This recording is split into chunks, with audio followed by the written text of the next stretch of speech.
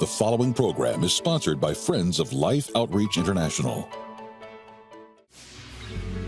Coming up on Life Today, Terry Crist encourages us to imitate Jesus' love for all of humanity, even those with differing viewpoints and beliefs. Even if they are enemies of God, we still owe the debt of love to them based on what God did for us. We were enemies of God by our own sinful nature, and yet God loved us into the kingdom and gives us the wherewithal to love even the hardest to love.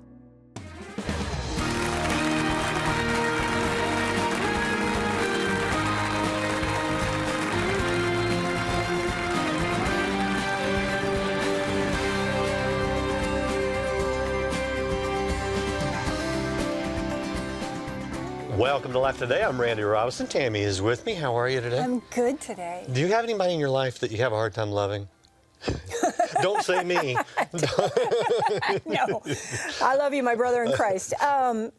Goodness, that's kind of a loaded question right now. No, but I don't think so. But there are definitely people that I think that are harder to love in this world than others. Well, gosh, yeah. And we're going to talk about that today. Our guest is a gentleman named Terry Crist. He is the co-lead pastor of a church out in Arizona called City of Grace. And he has a book called Loving Samaritans. And if you understand the scripture, you understand that that's a metaphor there.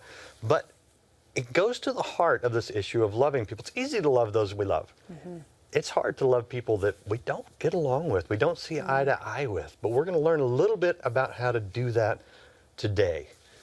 Great to have you on the program, Terry. Thank you, guys. Yes. It is a real honor to be with you today. And I sent the book to a friend recently, and he quickly responded. He said, I've read a chapter, and I don't have a problem loving Samaritans. I have a problem loving Christians. And he was kidding, but I know exactly what he was saying there. Yes. And yet the same love that it takes to love people within our families and within our church, within our own tribes, is the love that God uses to love the other as well. Yeah, we talk a lot about in church how difficult it is to love people outside of even the way we believe, the way we think, the way we feel. If they think and feel different or they see something different than we do, it's just like the love just stops there, the kindness stops there. In judgment, we use that word constantly. We hear it constantly. Everybody's judging and you're judging me. And I mean, how do we even, like I'm diving right in, Pastor, like how do we love people that don't see things the way we do, that don't believe the way we believe? That's a big question. Yes. And I think you're right. I think we more often than not engage in transactional love, quid pro quo love, the kind of love that says, I'll do this for you if you do that for me. And I think really the key to it fundamentally, at the risk of oversimplification, it's in being loved well that we're able to love well.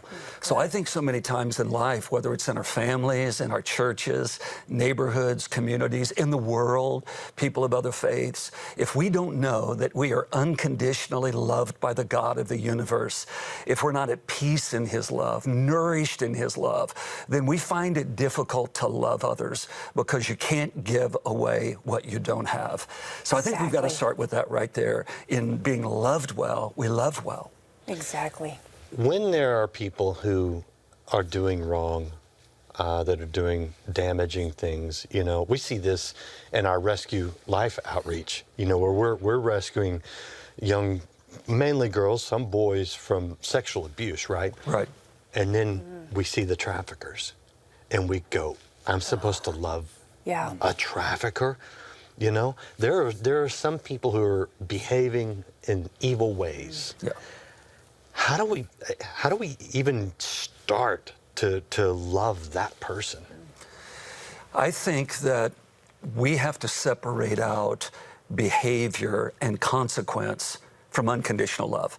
So loving people unconditionally doesn't mean that there are no consequences for bad behavior. It simply means that we are present to them in a way that allows for transformation, in a way that is faithful to the possibility that God can intervene in the hardest of hearts. I think of a Saul of Tarsus who was committed to the eradication of the church. He was bent on killing Christians. That's a picture of somebody that would be hard to love. love. Yeah. And after Jesus encounters him, or he encounters Jesus, he then goes to the house of Ananias. And you can imagine what this little Jewish man must have felt.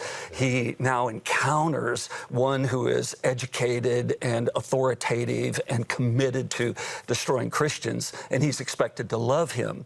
But again, we can't do that unless the love of God flows through us. This is what I love about the story of Jesus and the Samaritan woman. I love the fact that he's not showing us an example of someone easy to love. He's not showing us the example of loving someone of our same faith or our in-group, of our own tribe. But he's showing us in loving a Samaritan, someone who comes from a different background, someone who has a different cultural identity, someone who is of a different political party, all the hot topics, someone who has a different sexual history, and he has the longest recorded conversation with her in the Gospels. So think about that. We know Jesus had a lot of conversations with a lot of people, but he chooses, and John chooses, to record this for us because this interaction is a model of loving the other. The Samaritans were the other, and the conversation that Jesus has with her begins a love affair that continues his entire ministry. He shares with her around the most provocative topics of the day. Her heart is softened. She isn't repelled. She doesn't reject the message. And from there, she then goes to the villagers and says, come, I want you to meet a man who's told me everything about me. But apparently he told her in such a way that it was kind and compassionate and loving and gracious and winsome. And Jesus then goes with her back to the village with the villagers. So I'll take a breath here. But here's the bookends that I love. We have Jesus sitting at a well, a place of great pain. Jacob's well had a lot of history. A lot of painful brokenness occurred at that well. The longest recorded conversation goes to 2 missing days in Jesus's itinerary. He disappears off the grid into Sychar, and we don't know what happened there. I wonder if he heard the story of the Good Samaritan. I wonder what sort of other stories he might have heard. But what we do know is from this moment on, he is all in with the Samaritan people. Who are the others in our world? Who are the Samaritans in our world? Yeah. They're the ones that we're called to love. Even if they are enemies of God, we still owe the debt of love to them based on what God did for us. We were enemies of God by our own sinful nature, and yet God loved us into the kingdom and gives us the wherewithal to love even the hardest to love. You know what I love also about that, Pastor, is that, and what I learned also from reading your book, was the fact that Jesus, he sat with her, had a conversation with her, but he listened to her. Yes. Sometimes we listen to respond rather than just listening to learn. Right. And I think that's so much of what I got out of your book too, the challenge of just listening to people. His tone with her, the way he listened to her, even as she began to talk, he was already kind of getting the feel of where she was at and to know how to respond to her and where the conversation would go. Jesus was a master listener. Throughout the Gospels, he was asked something like 112 or 113 questions, and he only answered 2 or 3 of them, depending upon which translation you read. So it wasn't like he allowed others to control the conversation. Yeah. He didn't allow the culture to control the narrative. He was firmly in control of the narrative, and as the personification of truth, he was there to be truth, truth embodied before truth presented. But in these conversations, as you pointed out, he listened deeply. And I think this is something that would benefit so many of us today, benefit families who have just gotten past listening well, church communities that are profoundly divided, our national civil discourse where we're not listening to each other, we're preparing responses and they result in attacks. But what if we got back to curiosity? Curiosity doesn't mean agreement. Yeah. Kindness doesn't mean affirmation. It just simply means that I want to know your story. Yeah. What is it behind what you do? I think that all human behavior is the expression of some deep need, some deep pain, or some deep longing. And sometimes we just presume to know why people are the way they are. And we have these little formulas. All blank people are blank. Wow. And then we fill in the blank. All white people are blank. All black people are blank. Wow, all yes. Muslim people are blank, all Jewish people are blank, and we just have these assumptions. So often, those assumptions haven't been formed by conversations. They've been formed by what we've heard about people from other people who heard about them from other people. How different could the world be if we just begin to listen? Absolutely. Wow. So here's, I think, where a lot of people struggle. I know I do. And maybe we do listen. And we hear things that we know are wrong, right? And Jesus certainly encountered this. This idea of coming as Christ did, fully in grace, fully in truth. I think the difficulty we have sometimes is balancing those two, right? The grace to listen, the grace to understand, the grace to hear, to not walk in this harsh kind of judgment, but yet also holding to the truth, not compromising. How do we hold both of those tightly and still navigate some of the differences we have with people? I love your body language right there, because I think that's the picture. And I've often envisioned truth and grace as being a tightly held, rubber band. And we all feel the natural tendency to let up on one side or the other. I'm getting let up on the truth side or let up on the grace side. But Jesus shows us the beautiful picture of holding that tension and how that love fills the tension. I think we're living at a really critical moment in the world today where that we see people in large numbers either leaving our churches or rejecting our faith. And I think more often than not, guys, it's because of the tone in which we've communicated the gospel, not the content of the gospel. And listen, I'm a pastor, I'm a practitioner. I understand that inherent within the gospel, there is some offense. I get that. Jesus was not milquetoast. He wasn't a doormat. He was strong, he was confident, he was clear. But I think more often than not, people reject the gospel based upon the tone in which we deliver it, not the content. And when the gospel is presented with clenched fists, with a pointy finger, with a furrowed brow, with an angry disposition, the world is rebuffed by that. Jesus never compromised on the truth, but he drew people in. He did it through curiosity, through conversations, through acts of compassion, washing feet.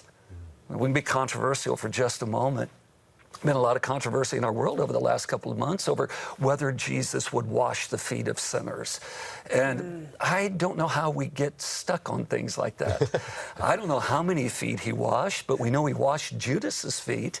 And if he washed Judas's feet at the Last Supper before Judas went out to betray him, why wouldn't he wash the feet of others? Yes. And all this comes back to what I referenced earlier, and that was the idea of just loving people well. We might be surprised at what God could do if we got back to being a people of love, unconditional love, faithful love. Yeah, I think leaning in, listening and loving. I mean, we all want to feel seen. Yeah. We want to feel value. We want to feel worthy of even somebody caring about what we're going through. And I feel like the world especially is so turned off by Christians and believers in the church, especially right now, because there seems to be more hate than love, more judgment than grace. And I think your book to me meant so much as I was navigating through the different chapters and the truth and tone. I think that was chapter 5. I mean, there's so much I learned from you, Pastor, of just even tone, everything you just said, of leaning in and having a great conversation with someone that's different from me.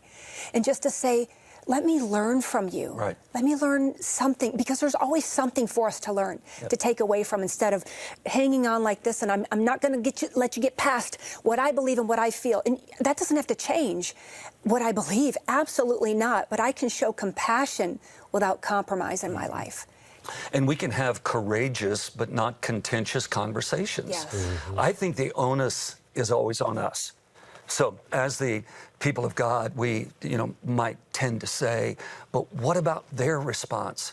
What about what they're doing to us? What about religious persecution? What about the opposition to our faith? And we tend to justify our own frustration and anger and harsh presentation of the gospel based upon the fact that other people are behaving the same. Right. But we are the people of God, and we are to show the love of God as the evidence of our faith.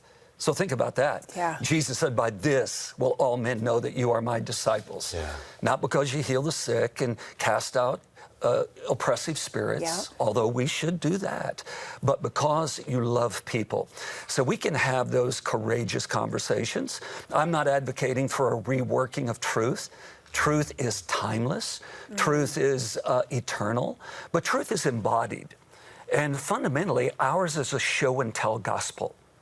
So many times, the telling part is hard because the showing part is absent.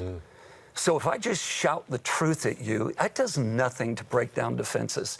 But if I ask these questions, what do you believe? Why do you believe them? What do you believe about yourself? And even when it comes to hard issues of the day, I think we need to have the hardest of conversations with tears on our cheeks. If I can't look at the hardest cultural issues of the moment and the people who embody and represent them without tears on my cheeks, then I need to go back and ask the question, how has my heart become hard? How has my spirit become defensive or protective? I've got to take my ego off the table and realize that it isn't up to me to defend the gospel. God will defend the gospel. It's up to me to live out the gospel, to present the gospel, and that all comes because I've been formed in the way of love. Our gospel is a gospel of love, and it moves at the pace of love through the spirit of love. So we need to recover not just the message of Jesus, but the tone, the way in which he preached the message. In fact, one last thing. Paul in Philippians 1 said to the church there, he said, there are some who preach Christ in contention. And there's a little value in that. So even if you shout Jesus, in a way that's frustrated, and there's a little value in that. But the greater value is when we preach the message of Jesus in the spirit of Jesus. And that's what I'm coming back to. How do we get back to the fundamental stuff that has always worked, the way of love? That's so good. Worked. That's so good. Love There's several other points I want to hit, but we are out of time. And so I would just say to the audience, if you want this book, it will bless you. Loving Samaritans by Terry Crist. And we would love to send it to you if you request it today. When you join us in just what you were talking about, this is the showing of the gospel. There is a way to show the love of Jesus, and you can join us. Watch this, and you'll see how. So I've spent the week in Africa listening to countless stories of desperation and great pain. My name is Tammy. What is your name? And what is the name of your baby?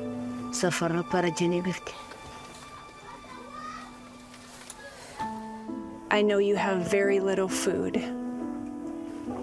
but I'm wondering if you can help me understand what it is that you're able to eat.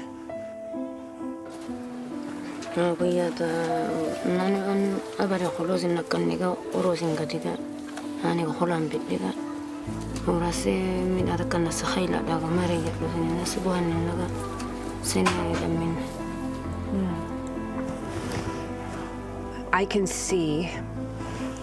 see that your daughter is struggling. I can see that she is, hard to say that word. Hard to say wasting away. It's hard to say that. But it's true. And it's because she's malnourished, and it's because she has no food. I can't even imagine the pain that you must carry with you as a mother. And I'm so sorry. My heart breaks. And I've been given a privilege to come here and spend time with these amazing people that work harder than anybody I know, struggle more than anybody I've seen, that are just asking for a little help. Would you help today? Would you help save a life?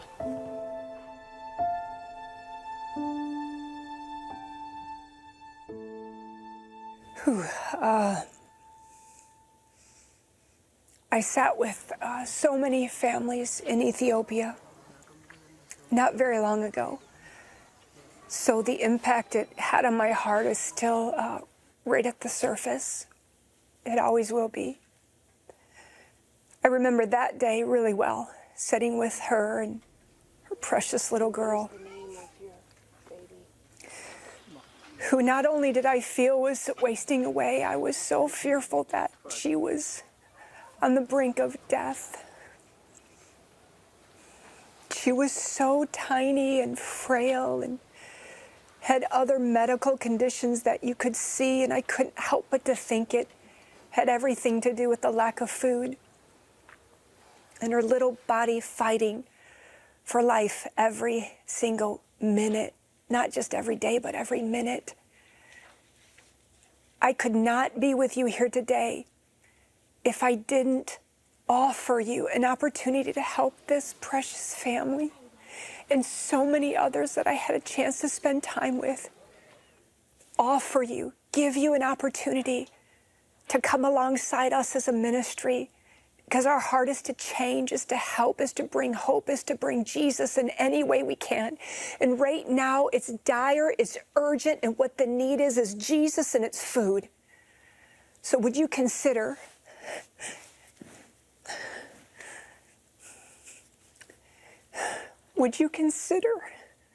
giving something today to that family and so many more? We are out feeding 350,000 children every day, and we want to do more. So for $30, you could help us feed 3 children for the next 3 months. For $50, we could feed 5 children. For $100, we could feed 10 children. For $1,000, we could feed 100 children for the next 3 months. Would you please consider coming alongside us? Randy, it's so critical right now. Yeah, I know, Tammy, and that was very hard to watch. That little girl is wasting away.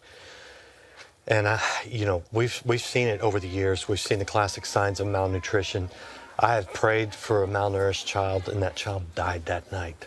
It's very difficult. We live in such a bubble of privilege here in the West, and I think it's the abundance that God wants for all of us. We cannot forget those who are in desperate need. And Tammy, you're 100% right. I couldn't sit here and show those pictures and talk about it if I didn't know that what we do through mission feeding works. Yes. We can turn it around, and we can turn it around fast. Yes, we can. But we have to do it now. Yes. If we don't do it right now, we will be filling graves. And I know that's harsh, but it's the reality. I've seen it. I've seen it in person. The situation in Ethiopia is bad right now.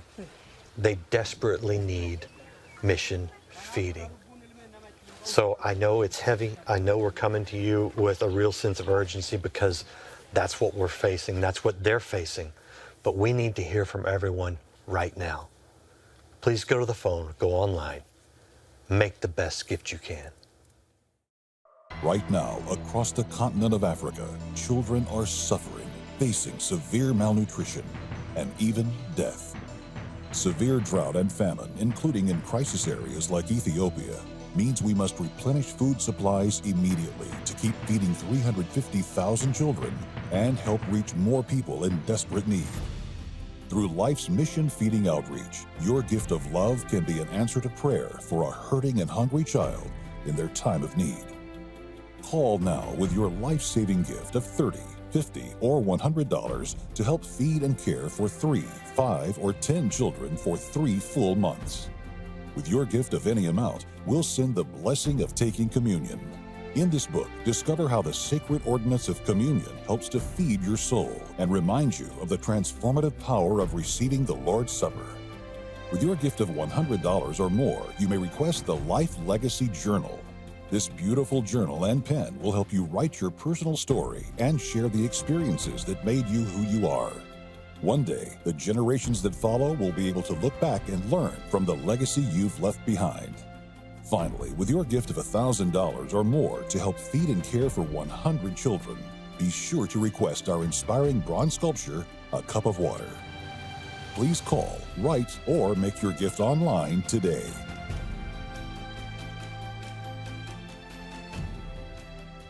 I honestly hope that you are in a position where you can actually help us today. What an incredible opportunity we've been given by God to help these precious people. And with any gift that you're able to give today, we want to make sure to send you Terry's book, Loving Samaritans, such a great book, honest, loving, and hopeful. Wow. I love it. Terry, I have to ask you about this one idea because I think it's very important as we go about talking to people we disagree with. We don't see eye to eye. And it's this idea of being an ambassador of reconciliation. Briefly, I was captivated years ago by the idea that when Paul describes being an ambassador of reconciliation, he talks first of all about the ministry of reconciliation before the message. So I don't think the order is incidental. We are to live out an embodied faith, which then gains passport into the lives of people so we can share the message of faith. I love it. We got to play the long game. And I would say for parents and even grandparents, I've got a real heart for grandparents who might be looking at their kids and grandkids and play the long game. Just make room at your table, Grandma. Just make room at your couch, Grandpa. Keep loving them. Give them some grace. Sometimes the greatest of conversions occur after lengthy conversations over the period of many years. We don't know when a heart is going to be converted, but we can set up the long game so that we're present when conversion occurs. I love it. Thank you so much. Be sure to request Terry's book. You will see it will bless you. And join us again next time here on Life Today.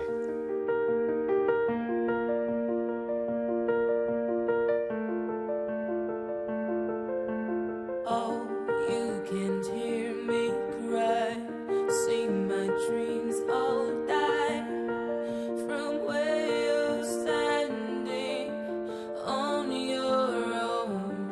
It's so quiet here, and I feel so cold.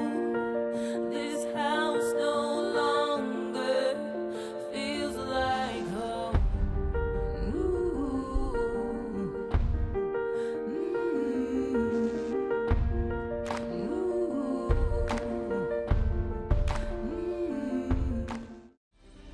When planning your future, keep their future in mind. Contact Life Planning Services today. On my 27th mugshot, I finally realized that God was all I needed because He was all I had. Tomorrow. Life Today is made possible by the supporters of Life Outreach International. Your gift will be used exclusively for the exempt purposes of life. The ministry features specific outreaches as examples of the programs it supports and conducts. Gifts are considered to be without restriction as to use unless explicitly stipulated by the donor. The ministry is a member of the ECFA.